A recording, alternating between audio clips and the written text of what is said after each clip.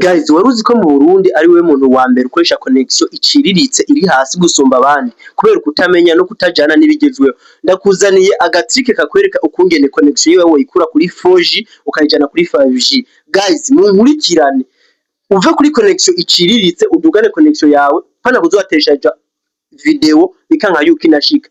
Umuntu yagutelefona bigacikagurika. Uyu munsi bihagarike. Ukabona ko ivyigwa ndabigisha ari vy'akamaro bantu urabana handitse swivel canke follow akandi. Nuko nabemereye yuko ngira ndabereke ukungene ushobora kuduza connection yiwawe kagira umuvuduko inguvu zirengeje izo warusanzwe ufise abantu bagutwenga bigiye mu bantu ngufise aga telefone gafise connection ntonya bikakubabaza rero uyu munsi bihagarike rero uje connection nziza gusumba abandi. Guys, niba kubaza aho wigiye kino cigwa uzobabwiye ati ni kwa BGTGT Town. Twagiye rero guys, baza kuza muri Play Store hagitora ama application urondere kano ka application kitwa ni 1.1.Crowdflower. Guys, muriko murayibona ifise logo imeze nkuko.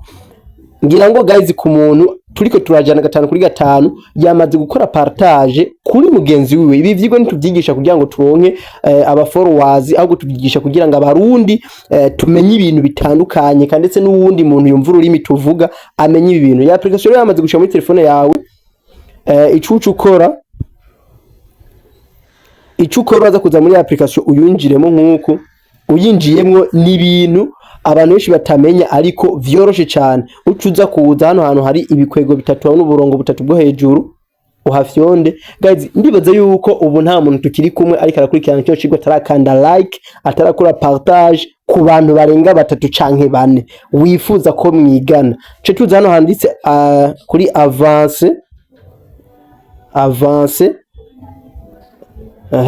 chituza hano handitse diagnostic hano kora habona guys chituza twakande nkuko tumaze kwakanda muri ko murabona ga hejuru ndaza kwabereka bana ko handitse desactive nitwabiheza haraza kuba active haraza kuyugurura. Chituza rero ko ico turaba ngaha ko tuje kurondera ngaha ni kano kantu ukagire screenshot ukabike muri telefone yawe. Ndabikubwiye karubanza ugire screenshot ukabike kano kantu kazogufasha aka. Hanyuma chituza dusubira inyuma tugire retour. Tugize retour tuza hano hantu hari no point yanditse urana kiri deconnect tuyigire connect tuyikande tuyugurure nkuko. Guys, mwana yuko iri biragira iriko irarondeza verification de la connection yamaze iriko iraverifya. Niba mwaravye hejuru hari ikintu kice kiyongeramwe muriko murabona ngaha guys cha kiyongeramwe rero ngaha twebwe vyamaze gukunda ka tugende turabe hahandi twavuze ko cha tuverifya turabe yuko vyakunze vy'ukuri cha tuza ngaha muriko murahabona ngaha tuze wow guys bana yuko ngaha handi hari desactive yamaze kwinjira. Guys, nizere yuko iyi video ni yakamaro kuri wewe ni yakamaro kuri mugenzi wawe ukaza kubikora ukabona nibikunze ucuza muri commentaire wandike ati ni vyakunze ukabikora ukabona birakunze ucuza unyandike ati vyakunze.